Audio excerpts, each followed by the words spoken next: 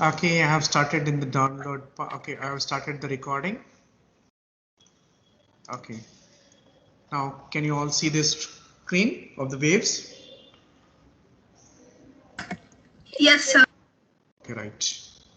I'm joining from other device so that I need not ask you again and again. January today. It is statistics. Additional flash joining.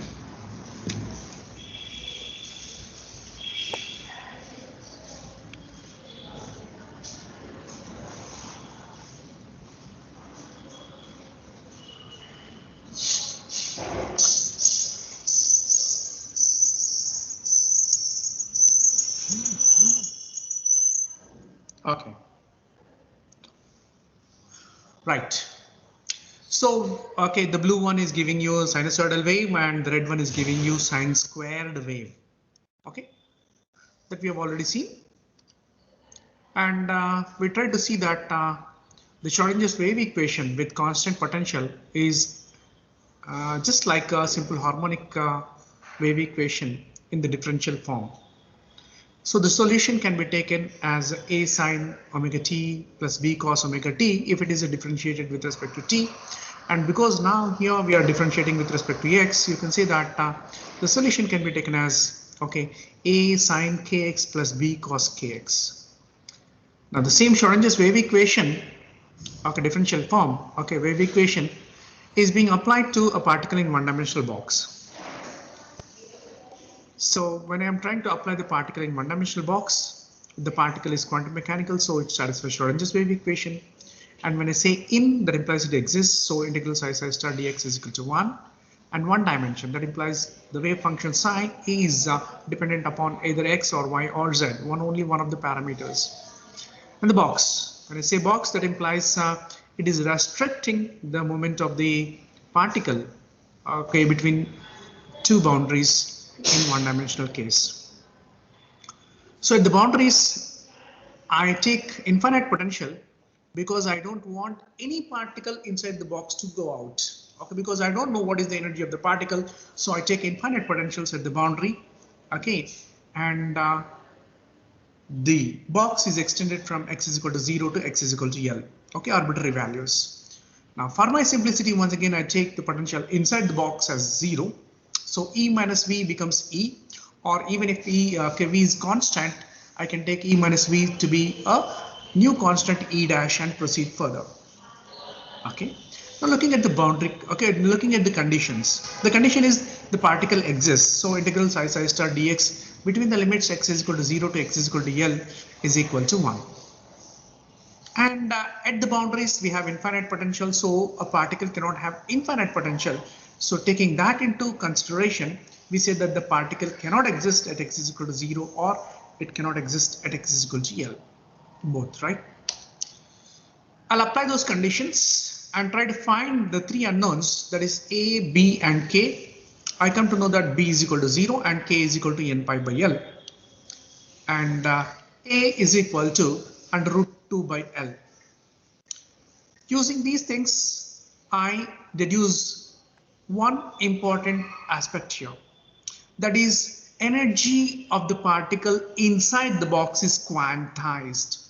Energy of the particle inside the box is quantized. That implies it can have only some discrete values of energy and not any arbitrary value. Okay, it cannot have any arbitrary random value, but it can have only precise, okay, values. That is 1 e naught, 4 e naught, 9 e naught, and 16 e naught, where e naught is h cap square by h cap square pi square. H cap square pi square by 2 ml square. Okay, that is your e naught value. So apart from energy being discrete, we also see that k is equal to 2 pi by lambda.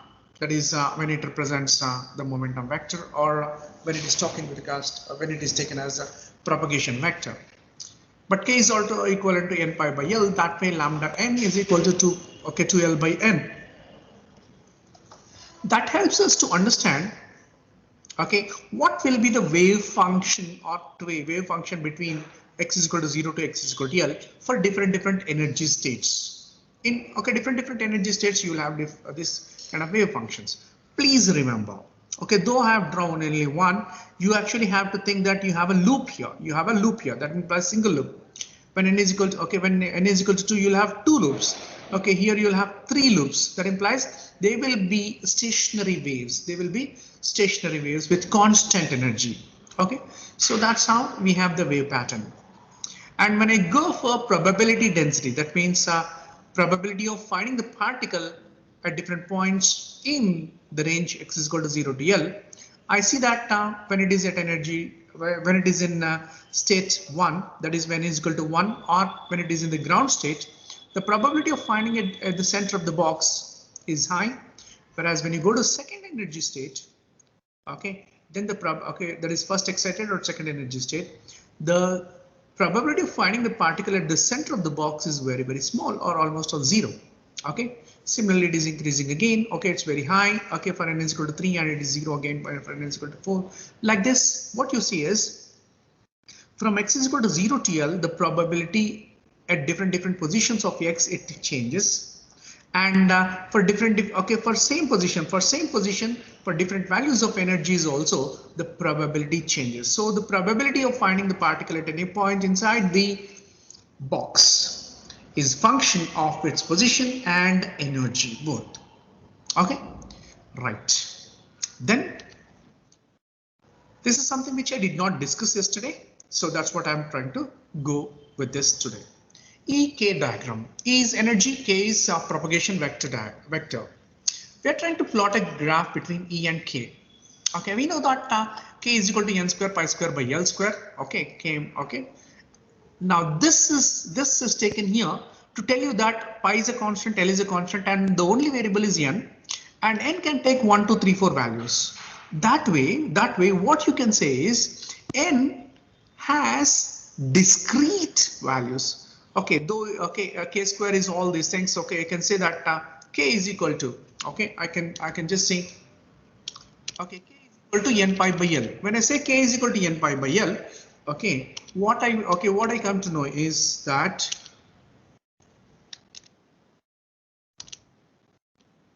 okay, it can only take discrete values. It can only take discrete values. Okay,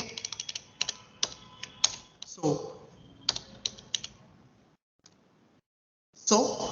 I can have k as k1, k2, k3, k4, some values, some discrete values. And see, here I have taken them at equal distances. N is equal to 1.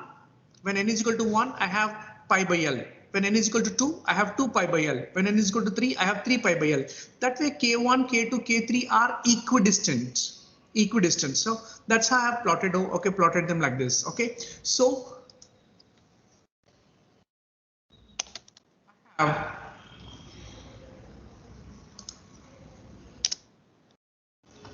right. So k can take only discrete values. Now I also know that k square is equal to 2m e by h cap square, okay, or 2m by h cap square e, or I can rewrite this as e is equal to 1 by 2m by h cap square into k square, or h cap square by 2m, whatever it is. Okay. Now when you look at this equation, this equation is equation of a parabola. Okay, in intermediate you have already come across the equation of a parabola, that is y is equal to ax square or y is equal to ax square plus c. Now this is an equation of a parabola, okay, where a is equal to 1 by 2m by h cap square or h cap square by 2m, okay, and x is nothing but your k and c is equal to 0. That way this EK diagram is a parabolic relation. EK diagram is a parabolic relation. Okay. Now, importantly, okay, on this parabola, all the values are not there. Okay, only the intersection of this E line and K line. You have E, okay, 1 E naught, 4 E naught, 9 E naught, and 16 E naught 9. Okay, lines, right? These are the energies that can be taken by the particle in one-dimensional box.